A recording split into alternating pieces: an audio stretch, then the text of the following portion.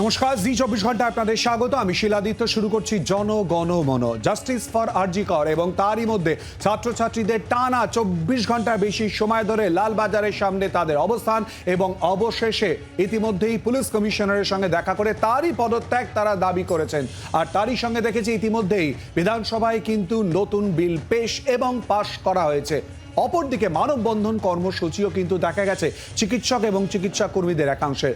সন্দীপ ঘোষকে ইতিমধ্যেই যখন নিয়ে আসা হচ্ছিল, তারপর আমরা দেখেছি তাকে চড় রীতিমতো মারা হয়। কোথায় দাঁড়িয়ে রয়েছে সামগ্রিক পরিস্থিতি? আর তারই মধ্যে কিন্তু 2007-এর কথা কোথাও কি মনে পড়ে যাচ্ছে না? অর্থাৎ মুঝে ইনসাফ চাহিয়ে। হ্যাঁ, রিজওয়ানুর রহমানের ঘটনার কথাও যেন সামনে চলে আসছে। বারবার ইনসাফের দাবি উঠছে যেখানে। এই নিয়ে আমরা আলোচনা করবো। আমাদের সঙ্গে স্টুডিও রয়েছেন অতিথিরা। আমাদের সঙ্গে রয়েছেন তৃণমূল কংগ্রেস নেতা বৈশ্যানন্দ চট্টোপাধ্যায়, রয়েছেন বিজেপি নেতা অভ্র সেন, রয়েছেন কংগ্রেস নেতা সৌম্য রায়, রয়েছেন সিপিআইএম নেতা শতরূপ ঘোষ এবং রয়েছেন ডক্টর আরিফ লস্কর, আন্দোলনকারী জরিয়া চিকিৎসক। ডক্টর লস্কর, প্রথমে আপনার কাছেই আসবো। আপনি তো গিয়েছিলেন, যে প্রতিনিধি দল ছিল তার মধ্যে আপনিও ছিলেন। পুলিশ কমিশনারের সঙ্গে কথা হলো দীর্ঘক্ষণ, কি আলোচনা হলো? আমরা কলকাতা পুলিশ কমিশনারের কাছে আমরা আমাদের সুস্পষ্ট যে দাবি সেটা ডেপুটেশনের মাধ্যমে আমরা পড়ে তাকে শোনাই। 9 তারিখ যে ঘটনা ঘটেছে আরজি কর মেডিকেল কলেজে, সেই ঘটনা যে sanctity of the crime scene বা ক্রাইম স্পট, সেটা কলকাতা পুলিশ তার স্যাংটিটি মেনটেন করতে ব্যর্থ। সেটা বিভিন্নভাবে মহামান্য সুপ্রিম কোর্টের অবজারভেশনেও সেটা আমরা দেখেছি যে 30 বছরে মহামান্য সুপ্রিম কোর্টের বিচারকরাও দেখেনি যে এইভাবে একটা তদন্ত প্রক্রিয়াতে অসঙ্গতি বিভিন্নভাবে থেকে থাকে এবং তথ্য প্রমাণ লোপাট থেকে থাকে। 12 তারিখ সুস্পষ্টভাবে আমরা মেনশন করি যে কলকাতা পুলিশের তদন্তভার থাকা সত্ত্বেও সেখানে যেভাবে রিনোভেশন ওয়ার্ক চলল এবং রিকনস্ট্রাকশন ওয়ার্ক চলল, এর দায় সম্পূর্ণভাবে কলকাতা পুলিশের এবং তার আন্ডারে এন্টায়ার ক্রাইম সিনের প্রোটেকশনের দায়িত্ব ছিল। 9, 10, 12, 14 চারটে তারিখের পরিপ্রেক্ষিতে এবং 14 তারিখ যে মব অ্যাটাক হলো, যেখানে কলকাতা পুলিশ প্রশাসনের দায়িত্ব ছিল আরজি কর মেডিকেল কলেজের সম্পূর্ণ সুরক্ষা ব্যবস্থা, তারা মোতায়েন থাকা সত্ত্বেও তারা এই যে তাদের উপস্থিতিতে এই ঘটনাটা ঘটলো এবং তাদেরকে মানে এই যে দুষ্কৃতী বা মিসক্রিয়েন্ট যারা এসেছিল তাদের থেকে প্রোটেকশন করার চেষ্টাও আমরা দেখতে পেলাম না, বরং তারা পালিয়ে চলে গেলেন। চেষ্টাটুকুও আমরা দেখতে পাইনি এবং এরও সম্পূর্ণ দায়ভার কলকাতা পুলিশের। তো এই সুস্পষ্ট যে ঘটনাগুলো প্রত্যেকটা কলকাতা পুলিশ থাকাকালীন হয়েছিল, তার নৈতিক দায়ভার as a vicarious liability Kolkata পুলিশের যিনি কমিশনার তার পড়ে। কি বললেন উনি? তাই জন্য আমরা তাকে বললাম যে এটা তার নৈতিক দায়িত্ব যে তার পদ থেকে তাকে রেজিগনেশন করা। উনি কি বললেন? উনি বললেন যে এই যে ইন্টেলিজেন্স ফেলিওর বা অ্যাসেসমেন্ট ফেলিওর 14 তারিখে এবং রিনোভেশন ওয়ার্ক এবং তার সাথে সাথে 9 তারিখের যে ঘটনা, সেই ঘটনাতে উনি যেটা বলতে চাইছেন যে ওনার 14 তারিখে সম্পূর্ণ অ্যাসেসমেন্ট ফেলিওর এবং 12 তারিখের ঘটনা যেটা সেটা ওনাদের জানানো হয়নি এবং 9 তারিখের যে ঘটনা উনি ওনার লেভেল বেসডে চেষ্টা করেছেন, কিন্তু যদি ওনার ঊর্ধ্বতন কর্তৃপক্ষ এই 3টি আমাদের যে সুস্পষ্ট দাবি, যেখানে আমরা আমাদের যুক্তি দিয়ে আমরা তার পদত্যাগ দাবি করছি, ঊর্ধ্বতন কর্তৃপক্ষের কাছে উনি পাঠাবেন, তারা যদি ওনাকে ওই পদ থেকে অপসারণ করেন উনি সেটা হাসি মুখে মেনে নেবেন। আমি আরেকবার শুনতে এবং বুঝতে চাইছি, আপনারা যে ডেপুটেশন দিয়েছেন তাকেই দিচ্ছেন তার পদত্যাগ দাবি করে। আমাদের দেওয়ার মধ্যে এ ছিল যে আমরা তাকে জানাতে চাই, আমি দুটো লাইন বলেনি, তার পদত্যাগ দাবি করে তাকেই ডেপুটেশন দিচ্ছেন এবং তিনি বলছেন ঊর্ধ্বতন কর্তৃপক্ষকে পাঠাবেন এই পদত্যাগের কথা জানিয়ে, তাই কি? হ্যাঁ, না আমরা তাকে ডেপুটেশনটা এজন্যই দিতে চাইছিলাম যে তিনি বুঝুক যে তার কোন জায়গায় তিনি ব্যর্থ। As a vicarious liability head of the Kolkata police, সেটা তাকে জানিয়ে তাকে তার নৈতিক দায়িত্বভার নিয়ে তাকে পদত্যাগ করতে হবে। সেক্ষেত্রে উনি বললেন যে উনি এটা ওনার ঊর্ধ্বতন কর্তৃপক্ষের কাছে পাঠাবেন। তারা যদি মনে করেন যে ওনার যে কাজ এবং আমাদের যে দাবি সেই হিসেবে ওনাকে অপসারণ করেন, সেটা উনি মেনে নেবেন, কিন্তু নৈতিক দায়ভার নিয়ে যেটা আমাদের দাবি ছিল সেটা উনি পদত্যাগ করছেন না। বৈশ্যানন্দ, দেখুন এই মুহূর্তে প্রায় 20 দিন হয়ে গেল, তদন্তটা কলকাতা পুলিশের হাতে নেই। এটা সেন্ট্রাল ব্যুরো অফ ইনভেস্টিগেশন, কেন্দ্রীয় সরকারের স্বরাষ্ট্র দপ্তরের অধীনে তারা তদন্ত করছেন।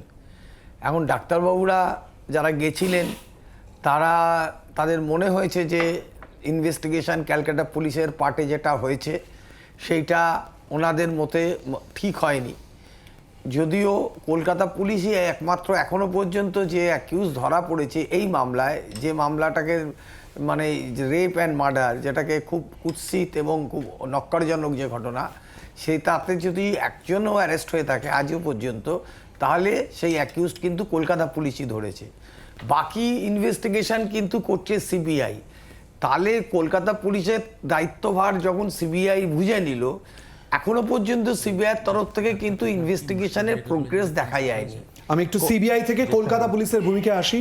যে ডাক্তারবাবুরা গিয়েছেন, আন্দোলনকারীরা গিয়েছেন, তাদের যে পরপর দাবি রয়েছে, তার মধ্যে যদি ভুল না বলি 3 নম্বর দাবি আপনাদের কলকাতা পুলিশ কমিশনারের পদত্যাগ, তাই কি? পদত্যাগ, 3 নম্বর। ঠিক সেই জায়গায় দাঁড়িয়েই আমার প্রশ্ন। আপনি বলছেন যে সিবিআইয়ের হাতে এই মুহূর্তে পুরো বিষয়ে তদন্তভার রয়েছে, তারা খতিয়ে দেখছে, কিন্তু আন্দোলনকারীরা তাদের এই বক্তব্যে অনড়, এবং আপনি জানেন যে 24 ঘন্টা তারা ওখানে ছিলেন, রাত জেগেছেন।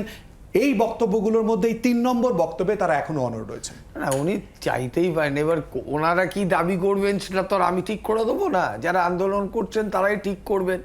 এবং কলকাতা পুলিশের কমিশনারের কাছে উনি কলকাতা কমিশনার নিয়েছেন, তিনি বলেছেন তিনি তার ঊর্ধ্বতন কর্তৃপক্ষকে জানাবেন। তো সেখানে ঊর্ধ্বতন কর্তৃপক্ষকে উনি জানাবেন যার বিরুদ্ধে ওনারা দাবি করছেন পদত্যাগে, তারাতেই তো উনি ডেপুটেশন দিয়েছেন। তো সেক্ষেত্রে তিনি সেটা জাস্টিফাইড কিনা বা তার যে সুপিরিয়ার যারা আছে তারা ঠিক করবে। তো আমি মানে এইটা তো আমি কলকাতা পুলিশেরও আমি তো মানে এই হিসাবে রিপ্রেজেন্টেটিভ আসেনি, আমি তৃণমূল কংগ্রেসের রিপ্রেজেন্টেটিভ হয়ে এসেছি।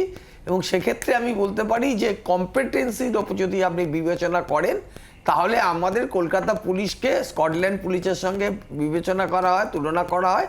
এবং কলকাতা পুলিশের বিভিন্ন কেসে আমরা দেখেছি আমরা এই কেসটি একটুখানি আলোচনা করব অবশ্যই করে বৈশানর্দা, কিন্তু আমার প্রশ্ন আপনি নিশ্চয়ই সুস্পষ্টভাবে বুঝতে পেরেছিলেন পুলিশের ভূমিকা এই ঘটনা নিয়ে। শত্রু, দেখুন, আমি বলছি যে এই যিনি ধর্ষিতা এবং মৃতা, তার নাম সবার আগে মিডিয়ার সামনে কে বলেছিল?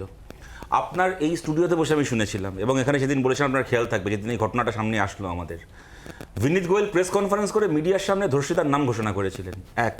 দ্বিতীয় কথা, চাদরের একটা গল্প, ইন্দিরা মুখার্জি বলে যিনি পুলিশ অফিসার, বললেন নাকি চাদর দিয়ে এলাকাটাকে ঘেরা ছিল, বাবা মা বলে দিলেন, মেয়েটির বাবা মা, যে একেবারে মিথ্যে কথা, আদৌ এরকম কিছু হয়নি। এবং 3 নম্বর, অভিক দে বলে একজন তৃণমূল ছাত্র পরিষদের নেতাকে, যে কিনা ঘটনাচক্রে ডাক্তার, বোধহয় SSKM এর এবং বর্ধমান পিজিটি, সে ওখানে উপস্থিত, তার ছবি দেখিয়ে বলছে সে নাকি ফিঙ্গারপ্রিন্ট এক্সপার্ট। একজন ডাক্তার হয়ে গেল ফিঙ্গারপ্রিন্ট এক্সপার্ট, সেটা বলছে কি না তৃণমূল ফিডামূল না, তৃণমূলের কোনো মুখপত্র না, কলকাতা পুলিশের যে দায়িত্বশীল অফিসার তিনি প্রেস কনফারেন্স করে বলছেন কলকাতা পুলিশের পক্ষ থেকে। আমি বলছি যে অন্য কেউ যদি ফেসবুকে কোনো পোস্ট করে থাকে, সুখেন্দু শেখর রায় তৃণমূলের নেতা বললেন যে পুলিশের কুকুর বেলায় গেছিল, আসলে পুলিশের কুকুরকে নিয়ে সকালে যাওয়া হয়েছিল। এই 2 ঘন্টা আগে গেছিল পুলিশের কুকুর, না 2 ঘন্টা পরে গেছিল, তার জন্য তাকে লালবাজার ডেকে পাঠানো হলো। আর স্বয়ং পুলিশ কর্তৃপক্ষ যে প্রেস কনফারেন্স করে একটার পর একটা ফালতু কথা বলে যাচ্ছে, এবং এত বড় একটা মানবতা বিরোধী অপরাধ ক্রাইম করলো বিনীত গোয়েল নিজে, ধর্ষিতার নাম পরিচয় প্রকাশ করে, তারপরে কোন ইয়ারে পরে কি নাম সব কিছু।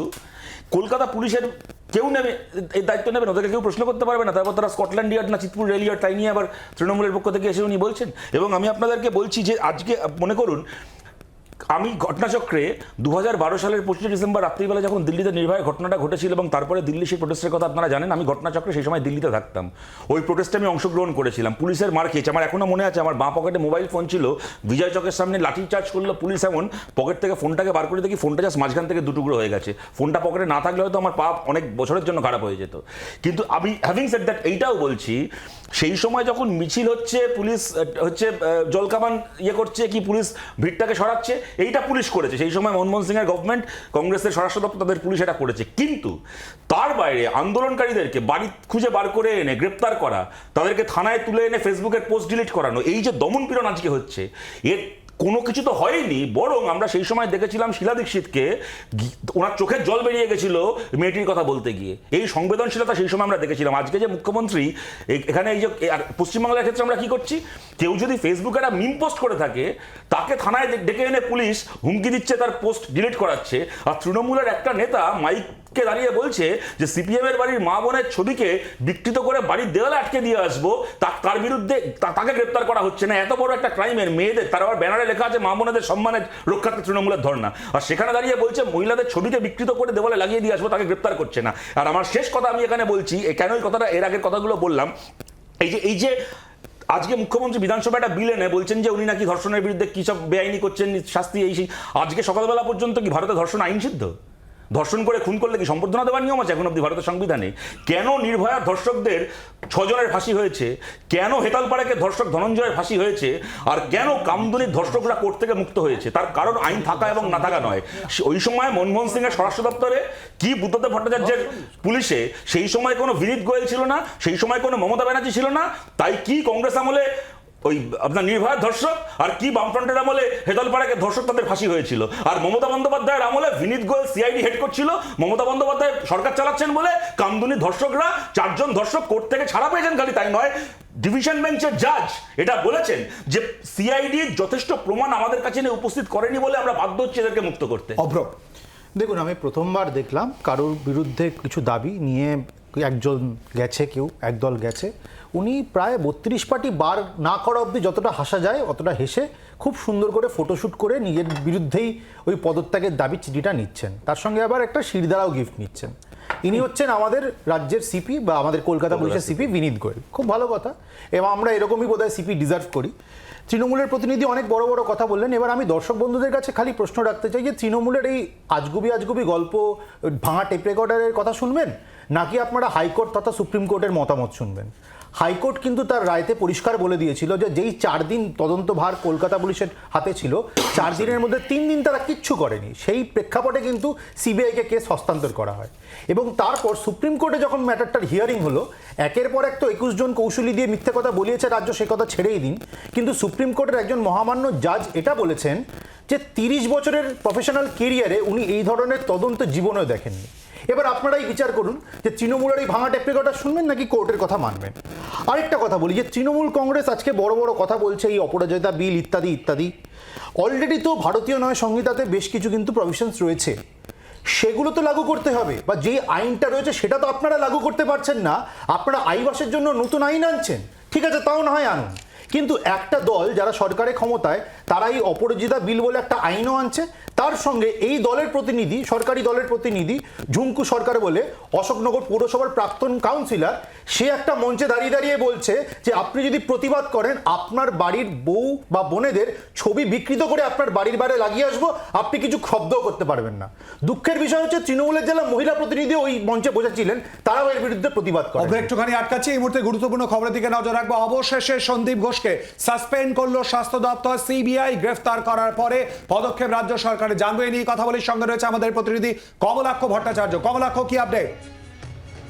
শিলাদিত্য, দেখো, আরজি কর মেডিকেল কলেজের প্রাক্তন অধ্যক্ষ সন্দীপ ঘোষ, যাকে গত 16ই আগস্ট থেকে টানা 15 দিন জিজ্ঞাসাবাদের পর গতকাল সিবিআই গ্রেপ্তার করেছিল, এবং তার 24 ঘন্টার মধ্যেই 24 ঘন্টা পরেই এই প্রাক্তন অধ্যক্ষকে সাসপেন্ড করলো রাজ্য স্বাস্থ্য দপ্তর। এই মর্মে ইতিমধ্যে বিজ্ঞপ্তি প্রকাশ করেছে রাজ্যের স্বাস্থ্য দপ্তর। সেখানে স্পষ্টতই বলা রয়েছে যে অপরাধমূলক তদন্ত তার বিরুদ্ধে হচ্ছে, সেই কারণে তাকে ইমিডিয়েট এফেক্টে অর্থাৎ দ্রুত তাকে সাসপেন্ড করার সিদ্ধান্ত নিয়েছে রাজ্যের স্বাস্থ্য দপ্তর। সেই বিজ্ঞপ্তি ইতিমধ্যেই প্রকাশ্যে এসেছে। তুমি নিশ্চয়ই জানো যে ইতিমধ্যেই আরজি কর কাণ্ডের যে ঘটনাক্রম আমরা দেখেছি, সেখানে 9ই আগস্ট নির্যাতিতা মহিলা চিকিৎসকের দেহ উদ্ধারের পর তারপরেও কিন্তু হাসপাতালের অধ্যক্ষ ছিলেন।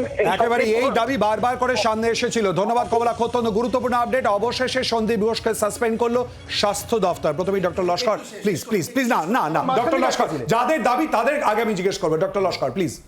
আমাদের তো আমরা স্বাস্থ্য ভবনকে নিয়ে খুবই হতাশ যে আমরা প্রথম দিন থেকে এই কথাটা বলে আসছি যে সন্দীপ ঘোষ স্যার যিনি আছেন, তাকে স্বাস্থ্য ভবনের তরফ থেকে সাসপেন্ড করা হোক, কিন্তু কোনোভাবে সেই কোনো একটা চাপের কাছে মাথা নত করে তারা কিন্তু করলেন না। নীরব দর্শক হয়ে পালন করে চলে গেলেন, এবং আজকে যখন তাকে অ্যারেস্ট হয়ে গেল, তারপরে এসে এই যে বিজ্ঞপ্তি তাকে সাসপেন্ড করছে, এটা স্বাস্থ্য ভবন কোনো একটা চাপের কাছে পুরোপুরি নীরব দর্শক হয়ে এতদিন ছিল। কারণ এটা আমরা আমাদের প্রথম দিনই বলেছি যে এন্টায়ার যে প্রসেস এবং অ্যাজ এ অ্যাডমিনিস্ট্রেশন হেড যে সমস্ত দায়িত্ব পালন করার ছিল সেইগুলো তিনি করতে পারেননি এবং কনস্ট্রাকশন ওয়ার্ক হয়েছে, ফলে তাকে ইমিডিয়েটলি সাসপেন্ড করা তার পদ থেকে, কিন্তু কোনোভাবে স্বাস্থ্য ভবন এই জিনিসটা করে উঠতে পারেনি। আমরা প্রায় 5 to 10,000 আমাদের স্টুডেন্টস মেডিকেল ফ্যাটার্নিটি গিয়েছিলাম স্বাস্থ্য ভবনের কাছে, আমরা দেখিয়েছিলাম এর স্বাস্থ্য সাথে ভবনের বলেছিলাম, কিন্তু স্বাস্থ্য ভবন সেটা কোনোভাবে করতে পারেনি। একটু নীরব শব্দ- দর্শক হয়ে পালন বলতে দাও করেছিল। কে কি করছো, ওদেরই আন্দোলন, ওরাই শুরু এবং করেছে। এখন Please, এই এটা দাবি বোঝো। এখন এই দাবি আমাদের Please. স্বাস্থ্য ভবনের কাছে ছিল না, যে কারণ আজকে সে অ্যারেস্ট হয়ে গেছে, তারপর স্বাস্থ্য ভবনের টনক নড়লো যে তাকে তার পদ থেকে সাসপেন্ড করা।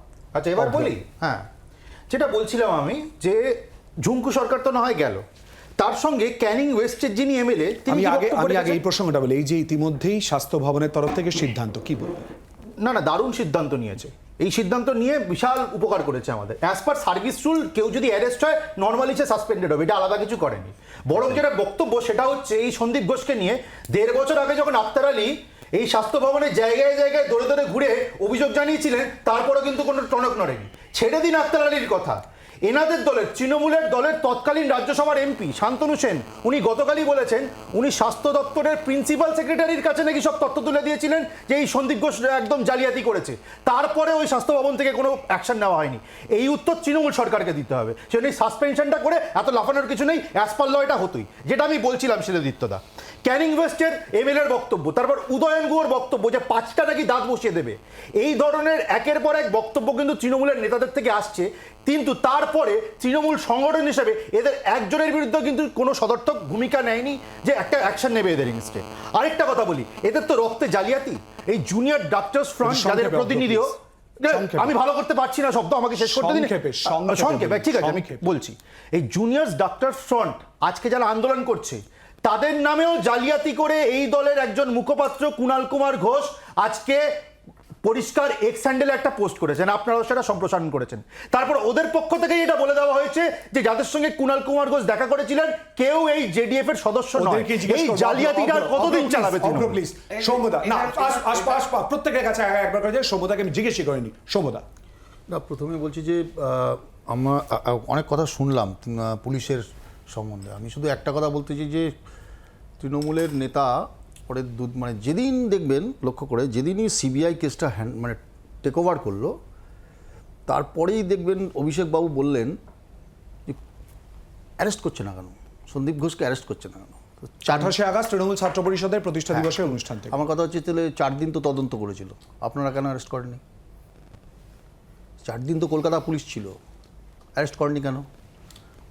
তারপর দেখবেন, লক্ষ্য করে দেখবেন এদের বক্তব্যটাই প্রথম থেকে, যে জাস্টিসটা কেন বলছি আমরা বলে না কথা যে জাস্টিস ডিলেড, জাস্টিস ডিনাইড, এবং হচ্ছে জাস্টিস হারিড, জাস্টিস বারিড।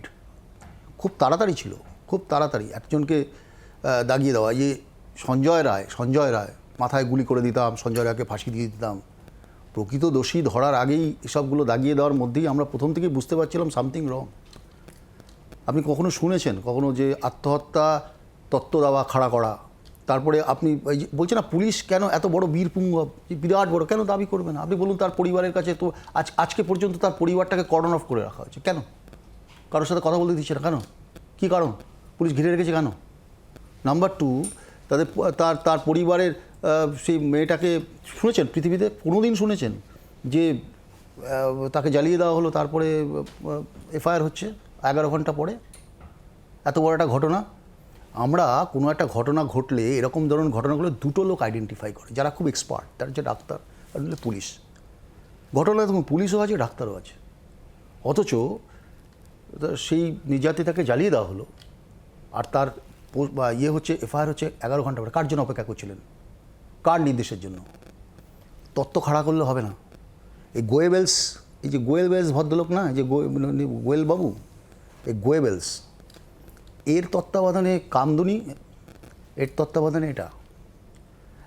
এখন দেখবেন নতুন ন্যারেটিভ, এখন হচ্ছে লালবাজার ভার্সেস সিবিআই। লালবাজার পেরেছে, সিবিআই পারছে না, সিবিআই পারছে না কেন, সিবিআই পারছে না, বিরাট একেবারে মানে শুরু হয়ে গেল। প্রশ্নটা সেটা নয়, মানে আপনি সাপ হয়ে ছোবল মারবেন আর ওঝা হয়ে তাবিজ বাঁধবেন? তথ্য প্রমাণ লোপাট করার সময় থাকবে, আর এখন সিবিআইয়ের কাছে গিয়ে তাড়াতাড়ি করতে হবে। তাড়াতাড়ি কেন? তাড়াতাড়ি কেন? তা তথ্যটা কারা লোপাট করলো, কি তথ্য লোপাট হলো, এত অ্যানামালিস কেন ভাঙচুর হলো, কেন একটা সেখানে একটা ক্রাইম সিনটা অল্টার্ড হলো, এই প্রশ্নগুলো করবে না কেউ, কেউ জানে না, সবাই বোকা।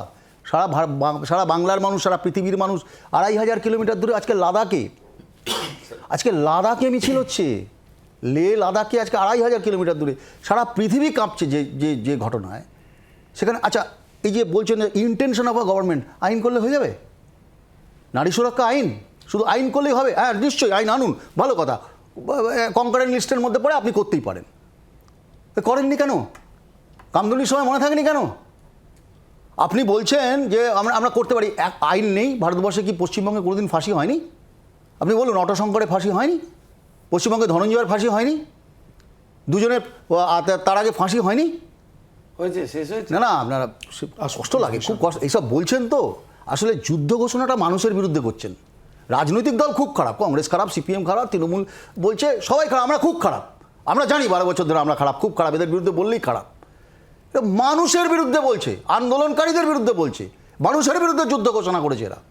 শুধু তত্ত্ব ঘুরিয়ে দেওয়া, আর এখন বলছে যে আইন আনো। কে বলেছিল আইন আনতে? এই অপরাজিতা আইন আনছেন আপনি, আনতে অসুবিধা কি ছিল? কেন আনেননি এতদিন, 13 বছর ধরে? ছোটোখাটো ব্যাপারে তো আইন এনেছেন। আরও একটা প্রশ্ন নিয়ে আসবো ডক্টর লস্কর, জাস্ট একটা ক্লোজ করে দিচ্ছি। আপনি বলছেন যে কি একটা নতুন একটা প্রকল্প নিয়ে এসছে রাত্রেবেলায়, এটা হবে? দিনের বেলা ধর্ষণ হয় না? দিনের বেলা মহিলা সুরক্ষা কি শুধু রাত্রেবেলা? এইটা আইকিউ গভর্নমেন্টের। ইন্টেনশন অফ গভর্নমেন্ট পুরো লেজে গবরে এই গভর্নমেন্টটা চলছে, মানে একদম লেমড্যাক সিচুয়েশন। পুলিশ কারোর কথা শুনছে না, পুলিশের মতো অপদার্থতার চরম নিদর্শন রেখেছে, চরম নিদর্শন। এবং তথ্য প্রমাণ লোপাটে যদি কাউকে দায়ী করতে হয়, কলকাতা পুলিশকেও এই তদন্তের আওতায় আনতে হবে। বারবার এই প্রশ্ন উঠে আসছে ডক্টর লস্কর, জাস্ট আপনার কথা অবশ্যই করে শুনবো। আমরা যেটা জানতে পারলাম যে আপনারা বোধহয় শিরদাঁড়া বা প্রতীকী শিরদাঁড়া নিয়ে গেছিলেন এবং বোধহয় পুলিশ কমিশনারের উদ্দেশ্যে দিয়েওছেন, তাই কি? একদম। উনি কিছু বলেছেন? না, আমরা ওনাকে এটা দিয়েছি আমাদের পক্ষ থেকে, কারণ আমরা যেটা বললেন সেটা খুব সুস্পষ্টভাবে বলে দিতে চাই। এই কোশ্চেনটা আমরা পুলিশ কমিশনারকে রেখেছিলাম, যেটা কথা হচ্ছে সিবিআইয়ের হাতে চলে গেছে। আমরা বলতে চাইছি যে 4 দিন কলকাতা পুলিশের হাতে ছিল, সেই সময় যখন রিনোভেশন ওয়ার্কটা হলো ক্রাইম সিন সারওয়াতে, এবং কলকাতা পুলিশ স্বীকার করেছে যে এটা হচ্ছে ক্রাইম সিনের স্যাংটিটির মধ্যে পড়ে, তাহলে যে বা যারা করলো, ওনারা বললেন অ্যাডমিনিস্ট্রেশন, তাহলে তাদেরকে কেন ইনভেস্টিগেশনের আওতায় এনে অ্যারেস্ট করা হলো না? সেটা আমরা পুলিশ কমিশন দেখেছি। এই কোশ্চেন কোনো সদুত্তর পাওয়া যায়নি যে কেন এই যে রিনোভেশন ওয়ার্ক যারা অর্ডার করলো, কলকাতা পুলিশ কমিশনার বলছেন যে এটা অ্যাডমিনিস্ট্রেশন, তাদেরকে তাহলে কেন দেন প্রিন্সিপালকে কেন ধরা হলো না এই রিনোভেশন ওয়ার্ক করার জন্য? As a Kolkata police commissioner কেন ধরলেন না তাকে? এবং সেম জিনিস 14 তারিখে যখন মব ঢুকেছিল, তাদের মুখে একটা কথা ছিল সেমিনার হল চলো, তাহলে আপনার পুলিশ সেটাকে প্রোটেকশন দেওয়ার চেষ্টাও কেন করলো না? সেটাও তো কলকাতা পুলিশ কমিশনের উপরে পড়ে। সিবিআই তো 4 দিন পরে পড়েছে। এই দুটো আমরা কমিশনারকে যখন রেখেছিলাম, কোনো সদুত্তর দিতে পারেনি দুটো কোশ্চেনের। একটু আগে আলোচনা হচ্ছিল, আপনি শুনলেন অভ্র যে প্রসঙ্গ তুলে ধরলো, কুণাল ঘোষ একটি ভিডিও সামনে এনেছিলেন, অভ্র যে কথা বললো, যাতে দেখা যাচ্ছে 4 জন বসে রয়েছেন, কথা বলছেন, তারা আপনাদের তরফ থেকে আপনাদের প্রতিনিধি? আমাদের ওয়েস্ট বেঙ্গল জুনিয়র ডক্টর যে ফ্রন্ট, সেই ফ্রন্টে যারা রিপ্রেজেন্টেটিভ, তাদের সাথে এদের কোনো সম্পর্ক নেই। এরা আমাদের ওয়েস্ট বেঙ্গল জুনিয়র ডক্টর ফ্রন্টের কেউ নয়। কি এরা এদের পরিচয় সম্পর্কে জানেন? না, এদের পরিচয় সম্পর্কে বলতে এরা আমাদের সাথে সম্পৃক্ত নয় বা আমাদের কেউ নয়। এরা মানে এই যে আন্দোলন আপনারা এতদিন ধরে সংগঠিত করেছেন, এদের উপস্থিতি আপনারা দেখেছেন? না, তাদের উপস্থিতি আমাদের সাথে তারা আসেনি। মানে আমাদের যে রিপ্রেজেন্টেটিভ যারা ছিল WBJDF এর মধ্যে এরা নেই। বৈশ্যানন্দা, এটা হলো প্রবলেমটা হলো, যাদের আমলে ধানতলা হলো, বানতলা হলো, বিরাটি হলো, সিঙ্গুর হলো, ফুলবাগান থানায় রেপ হলো, অনিতা দেয়ান রেপ হলো, তারা এখন বড় বড় কথা বলবে। আবার যারা অন্য রাজ্যে, উন্নাও, হাতরাস, গুজরাট, মণিপুর, প্রয়াগরাজ, তারাও বড় বড় কথা বলবে। সবটা আমাকে হজম করতে হবে, শুনতে হবে। যাদের আমলে কুস্তিগির সোনার মেয়েকে তাকে নরেন্দ্র মোদী পাশে বসিয়ে সম্বর্ধনা দিচ্ছেন, সেটাও দেখতে হবে। এখন ঘটনা হলো, এত কিছুর পরে শুধুমাত্র তৃণমূলকে ব্লেম দিতে হবে, যে ঘটনার সঙ্গে পার্টির কোনো যোগাযোগ নেই। সরকার চেষ্টা করেছে আন্তরিকভাবে, মুখ্যমন্ত্রী তার পরিবারের সঙ্গে দেখা করেছে, এখন সিপিএম বিজেপি দুজনেই মানে খারাপ অবস্থা, সিপিএম শূন্য, প্রয়াগ তাদের অবস্থা খুব খারাপ, তার জন্য এখানে টিভি চ্যানেল ছাড়া কোথাও দেখা যায় না। আমি একটা কথা বলি, উনি যে বললেন না যে যেই ছেলেগুলি গেছিল সেই ছেলেগুলি কুণাল ঘোষের কাছে গেছিল, তারা ওনাদের সংগঠনের নেই, তার মানে তারা কি আন্দোলনের কেউ নয়? না, তারা আন্দোলনের পার্টে কেউ না, এটা তো হতে পারে না। সব আন্দোলনকারীকে উনি চেনেন এরকম তো ব্যাপার না। অনেকগুলো প্রশ্নের উত্তর খোঁজার চেষ্টা করব, এই পুরো বিষয় নিয়ে আমরা আলোচনা করব একটা বিরতির পর। জনগণমনতের সঙ্গে থাকুন।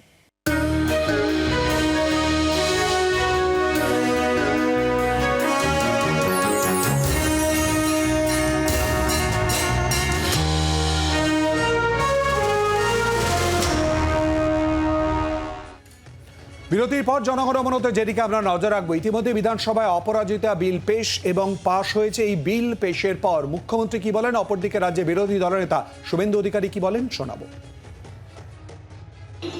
গভর্নরকে, মাননীয় গভর্নরকে বলুন এটাকে সই করে দিতে বিলটা, তারপরে যদি কার্যকর না হয় তার দায়িত্ব আমাদের, তার দায়িত্ব আমাদের। আমি আবার বলি, উই ওয়ান্ট রেজাল্ট অলসো।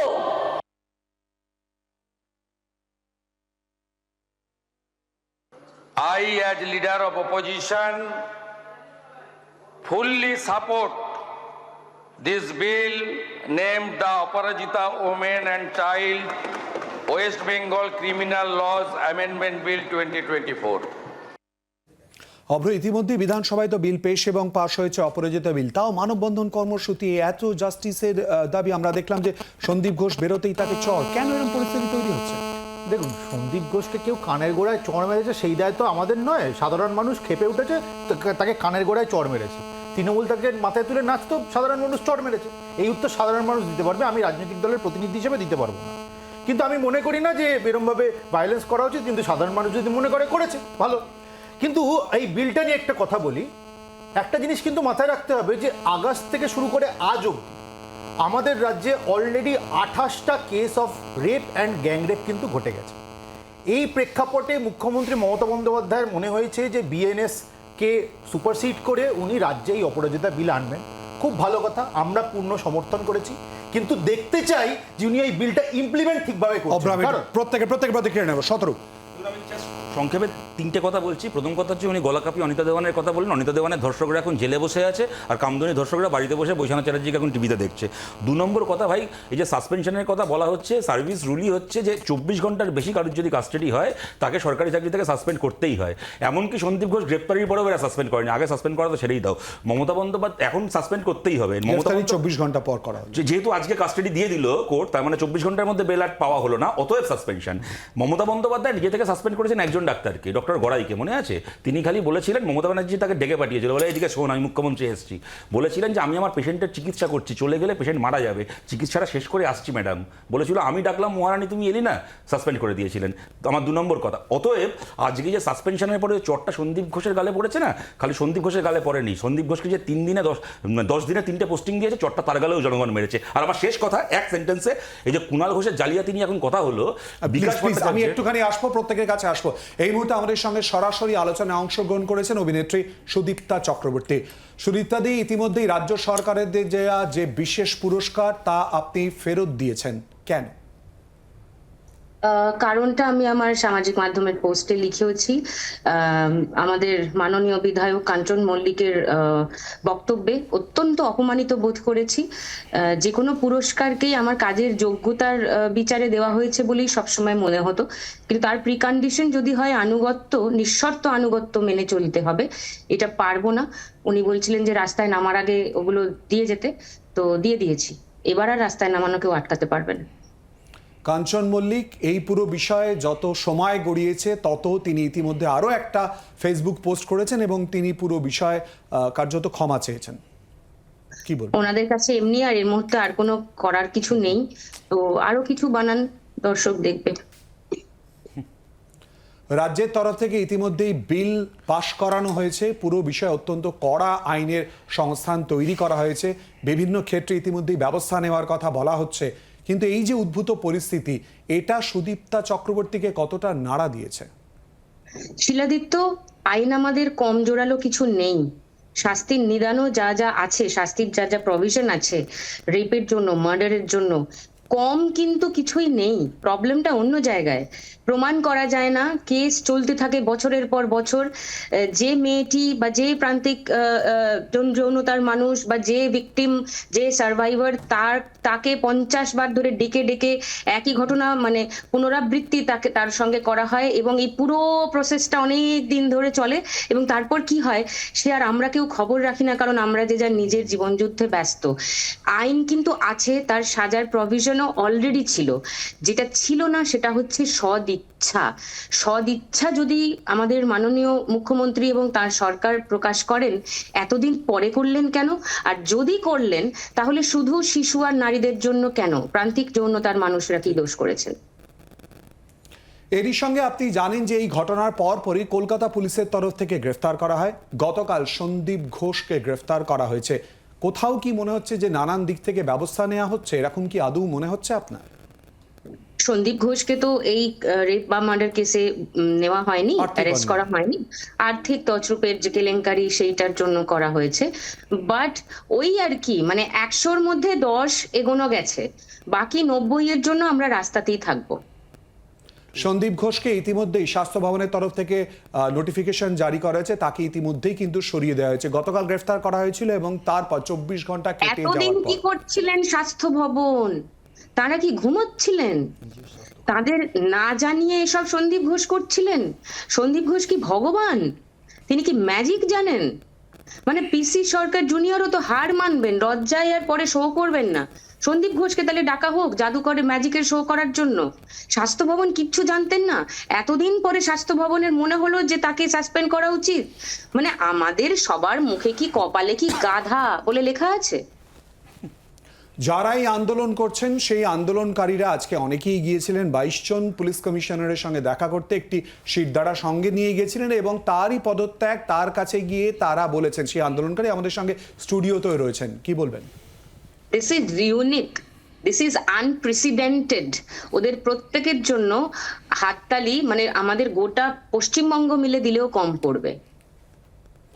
আন্দোলন এখনো চলছে, তারা তাদের অবস্থানে অনড় রয়েছেন। তাদের যে দাবি, ছাত্রছাত্রী এবং আন্দোলনকারীদের যে দাবি, তারা তাদের অবস্থানে অনড় রয়েছে। যদিও লালবাজারের সামনে থেকে তারা সরে এসেছে। তাদের পাশে আগামী দিনে সুদীপ্তা চক্রবর্তী থাকবেন। তারা কালকেও মাঝরাতেও আমাকে পেয়েছেন লালবাজারের বিবি গাঙ্গুলি স্ট্রিটে, আরজি করেও তারা আমাকে পেয়েছেন, তারা ইডবির মোড়েও আমাকে পেয়েছেন। তারা কোনো না কোনো ভাবে মানে what ever shape and size and form তারা আমাকে পাবেন। ধন্যবাদ। আমরা কথা বললাম অভিনেত্রী সুদীপ্তা চক্রবর্তীর সঙ্গে। একেবারে বার্তা স্পষ্ট হয়ে গেল। সমদা, না দেখুন, একটু আগে বৈষ্ণবদা কতগুলো কথা বলছিলেন যে আমরা বলছিলাম যে ইন্টেনশনের কথা। ইন্টেনশন একটা আইন করলেই কি সব কিছু হয়ে গেল? তো আমি শুধু একটা জিনিস আপনাদের বলতে চাই, দেখুন মহারাষ্ট্রেও একটা আলাদা আইন আছে। প্রত্যেকটা রাজ্য তার নিজস্ব আইন করতে পারে, মকোকা আছে আপনারা জানেন। তো রাজ্য সরকার কেন করেনি বুঝতে পারলাম না। আমি বলছি যে পশ্চিমবঙ্গে এখন জানেন কত কেস পেন্ডিং আছে মহিলাদের উপরে? পশ্চিমবঙ্গে নারী নির্যাতনের 48,600 কেস পেন্ডিং, ইনক্লুডিং পক্সো। রাজ্য সরকার 13 বছর ধরে চলছে। কটা ফাস্ট ট্র্যাক কোর্ট হয়েছে? আমি বলছি ফাস্ট ট্র্যাক এফটিএসসি কটা তৈরি হয়েছে? মহিলাদের জন্য যে অ্যালার্ম সিস্টেম ইমপ্লিমেন্ট আছে পশ্চিমবঙ্গে? গল্প দিচ্ছেন শুধু, মানে কেউ কিছু জানে না। যে বলছিলেন আমাদের অভিনেত্রী, সবার কপালে কি লেখা আছে? আমরা কি বোকা? আমরা গাধা? পশ্চিমবঙ্গের কেউ কিছু জানে না, সব জানে একমাত্র তৃণমূলের লোকেরা আর পুলিশ। ভাওতাবাজি করার একটা সীমা আছে। বৈশ্যানর্দা, ইতিমধ্যেই কিন্তু আমরা দেখতে পাচ্ছি পরপর বিভিন্ন ক্ষেত্রের লোকেরা তারা কিন্তু পুরস্কার ফেরত দিচ্ছেন। কোথাও একটা বার্তা চলে আসছে নাকি? কতজন পুরস্কার পেয়েছেন আর কতজন পুরস্কার ফেরত দিচ্ছেন সেটা একটা লিস্ট করতে হবে এবারে, সেটা আপনি দেখে নেবেন। আমি বলছি যে বেসিক্যালি বৈশ্যানর্দা, এই উক্তিগুলো এই সময় একদম পারফেক্ট হচ্ছে বলে মনে হচ্ছে। আপনি আপনাদের এই উক্তিগুলো নিয়ে আপনারা শীর্ষ নেতৃত্বও কিন্তু বলছেন। আপনার প্রবলেম হলো যে আপনি চাইছেন যে তৃণমূলকে কাঠগড়ায় পুরো দোষটা একটা আমি পার্টির কেন ঘাড়ে এরকম কথা চাইবো। বলতে যাব? না, আপনার আমি তো কথা- প্রশ্ন করেছি, না, না, আপনি তার আপনার উত্তর কথা দেবেন। না, আমি কেন আপনি- চাইতে যাব? আপনাকে জানতে আমি কে হবে। ব্যাপারে না, চাওয়া? না, আপনি তো ব্যক্তি আমার কোনো ভূমিকাই না, নেই। আপনার ব্যক্তির ভূমিকা না, আমাদের তো দেখতেই একেবারেই পাচ্ছি। নেই, না, থাকতে পারে না। না, না, থাকতে পারবে না। আপনাকে জানতে হবে অপরাজিতা বিলে কি হয়েছে, আগে কি বিল ছিল, উনি বললেন আমরা যে সেই বিলে- বিল একেবারে তুলে ধরছি, আমি তো পর পর বলছি তুলে ধরছি। এতদিনে কিন্তু ক্যাপিটাল পানিশমেন্টটা ছিল না, এবারে ক্যাপিটাল কে বলেছে ছিল না? কে বলেছে ছিল না? দাদা, এটা মেনে নিতে পারছি না। আপনি একজন সম্মানীয় আইনজীবী। আপনি বলুন না, ফাস্ট ট্র্যাক স্পেশাল কোর্ট কটা আছে রাজ্যে? বলুন, আপনি বিষয়টা বলুন, বলুন, আপনি বলুন না,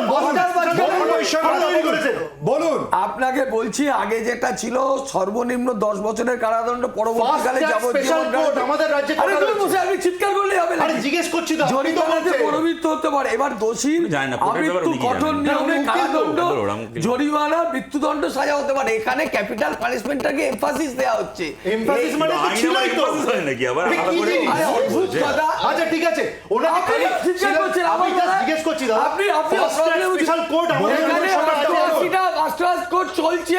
কটা আছে? সেন্ট্রাল কটা আছে? টাকা আপনি বলুন, দেয়নি। Fast track special court কটা আছে? এখানে কটা আছে Fast track central special court? গভর্নমেন্টের আরে টাকা কটা আছে বলুন না। 88টা কটা আছে? না, আপনি জানেন না। 88টা আছে। আপনি জানেন না। আপনি জানেন না। আপনি জানেন না। আপনি জানেন আপনার না। রাজ্য সরকার জানেন না। আপনি- মুখ্যমন্ত্রী জানেন না। আপনি জানেন আমি না। specifically আমার এবার কিছু কথা হলো, তর্ক চলুন, আপনি তর্ক বিনা করলে করলে একটু ছিলেন। নিচে হয়। এখন যারা বিনা করলে রাজনীতি ছিলেন। চিৎকার করছে, আন্দোলন করছে, তারাই আমাদের রাজ্যে রয়েছে। Please, আমরা এই পুরো বিষয়টি আলোচনায় ফেরত আসবো। জনগণ এখানে যান, একটা বিরতির পর সঙ্গে থাকুন।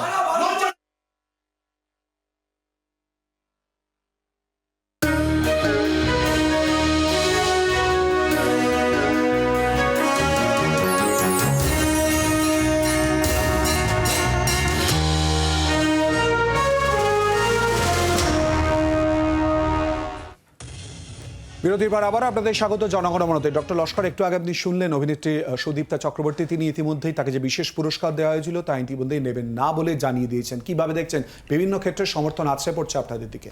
এই আন্দোলন যে আমাদের শুরু হয়েছে, আমরা দেখেছি যে সমস্ত বিশিষ্ট ব্যক্তি, সাধারণ মানুষ, নাগরিক, সমস্ত আইটি সেক্টর এবং অন্যান্য ফ্যাটার্নিটি যেভাবে আমাদের পাশে ডে 1 থেকে আমাদের পাশে দাঁড়িয়েছেন, আমরা তাদের সবাইকে আমাদের আন্দোলনকারী পক্ষ, that is WBJDF, West Bengal junior doctors ফ্রন্টের তরফ থেকে সকলকে আমরা আমাদের আন্তরিকভাবে তাদের প্রতি কৃতজ্ঞ। বৈশ্বানতা এবং আবার একটা কোশ্চেন যেটা উনি বললেন যে শাসক দল আমরা কিছু করছি না, তাহলে আজকে মাননীয় ওনার দলেরই একজন কুণাল ঘোষ, তিনি WBJDF এর প্রতিনিধি দল ওনার কাছে গেছেন, যেটা উনি ওনার অফিসিয়ালিতে লিখলেন এবং মিডিয়াতে আমরা দেখলাম, এগুলো ওনারা কেন করছেন? বৈশ্বানতা উনি তো ওনার সঙ্গে যারা গেছিলেন ডাক্তার, জুনিয়র ডাক্তার, তাদের ছবি সত্য সবেশ করেছেন এবং তিনি তার উত্তর কুণালবাবু দেবেন। কুণালবাবু অলরেডি দিয়েছেন। বিভিন্ন জায়গায় প্রতিবাদের না, ছবি না, কি বলবেন? আমি আপনাকে বলছি যে কুণালবাবু উত্তর দিয়েছেন যে 4 জন ডাক্তারবাবু উনি গেছিলেন ওনার কাছে, জুনিয়র ডাক্তারবাবু যারা আরজি করেনি ডাক্তার, তারা গেছিলেন, তারা আন্দোলনকে সমর্থন করেই ওনার সঙ্গে কথা বলেছেন। এটাই না। এবার আর একটা কথা, আমি শুধু দুটো ভিডিও আপনাকে একটু দেখাতে বলছি। একটা হলো সুশান্ত ঘোষ, সিপিএম এর নেতা, ভিডিওটা একটু দেখান কি করেছে মহিলাকে নিজের পার্টির কমরেডের সঙ্গে। আর কৈলাস বিজয় বর্মী, এই সেই লোকটা কেন আসে না? নিজের পার্টির লোককে রেপ করে পালিয়ে গেছে, সুশান্ত নিজের পার্টির কমরেডকে দিনের পর দিন দুই দলের প্রতিনিধি রয়েছে, যদি এ প্রসঙ্গ আলাদা, কিন্তু আমি একেবারে ইনসিস্ট করব সুশান্ত ঘোষ আর একটা কৈলাস বিজয় বর্মী।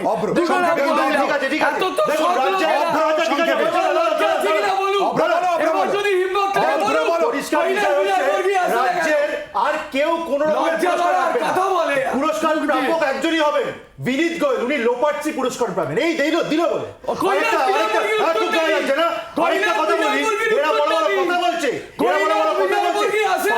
স্পেশাল কোর্ট কোনটা আর ফাস্ট ট্র্যাক কোর্ট কোনটা তাই জানে না। আর অশিক্ষিত দল রাজ্যে একটাও ফাস্ট ট্র্যাক স্পেশাল কোর্ট নেই। কোথা থেকে দেবেন বিচার? তৈরি করেন বারবার কেন্দ্র চিঠি লিখেছে, টাকা পাঠিয়ে সময় সঙ্গে তো আপনি লজ্জা নেই।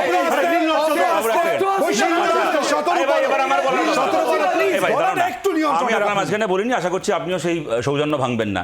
প্রথম কথা হচ্ছে, সুশান্ত ঘোষ বা আমাদের পার্টির কোনো নেতার নামে কোনো মহিলা ধর্ষণের অভিযোগ করেননি। আমি একটা ছবি এখন দেখাতে পারি যেখানে তৃণমূল কংগ্রেস বালুরঘাটে মিছিল করছে, ধর্ষক সাংসদ ঋতব্রত ব্যানার্জির গ্রেপ্তারি চাই। সেই ঋতব্রত ব্যানার্জি এখন তৃণমূলের নেতা। আমি যে কথাগুলো বলা হয়ে গেছে আমি সেগুলোকে রিপিট করছি না, আমি খালি যেটা আগেরবার বলতে যাচ্ছিলাম, এই যে কুণাল ঘোষের জালিয়াতি নিয়ে এখন কথা হচ্ছে, আর একটা কত মানে গায়ে কাঁটা দেওয়া জালিয়াতি চিন্তা করো। এই ঘটনাটা যেদিন প্রথম সুপ্রিম কোর্টে উঠবে, বিকাশ ভট্টাচার্য ভিকটিমের বাবা মার পক্ষ উকিল, তিনি তখন প্লেনে, মানে তিনি যাচ্ছেন দিল্লিতে, পরের দিন সকালবেলা সুপ্রিম কোর্টে কেসটা উঠবে। সেই সময় কিছু লোককে সাজিয়ে পাঠানো হয়েছে মেয়েটির বাবা মার কাছে এই পরিচয় দিয়ে যে আমরা বিকাশ ভট্টাচার্যের পক্ষ থেকে এসেছি, এই ওকালতনামাটায় আমাদের হয়ে সই করে দিন। মানে মেয়েটির বাবা মা যেন সুপ্রিম কোর্টের কাছে কোনো ইন্টারভেনশন না চায় বা পুলিশের ভূমিকা নিয়ে কোনো সমালোচনা না করতে পারে, মেয়েটির বাবা মার হয়ে জাল উকিল দাঁড় করানোর পরিকল্পনা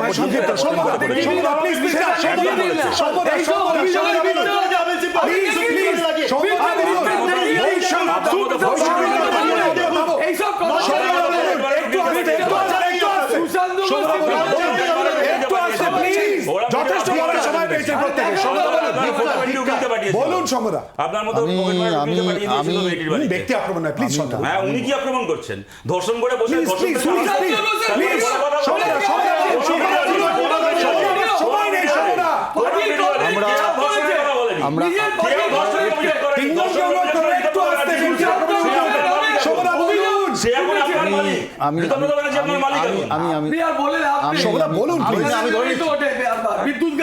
আমি বলছি যে পরিষ্কার আমরা ইনস্ট্যান্স তুলে তুলে এখন আলোচনা করছি, ইনস্ট্যান্স তুলে তুলে আলোচনা। দেখুন, মণিপুর, হাতরাস অত্যন্ত ন্যাক্কারজনক ঘটনা, অত্যন্ত ন্যাক্কারজনক ঘটনা, সারা ভারতবর্ষেই হয়েছে। আমি বলছি ডিফারেন্সটা একটা আছে।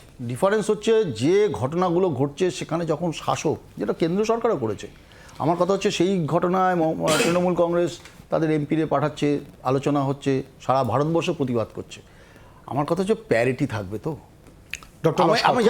চারিদিকে প্রতিবাদের ঝড় আসতে পড়েছে, এখনো চলছে, আপনারা করছেন সেই জায়গায় অতি দ্রুত বিচার, কি প্রত্যাশা?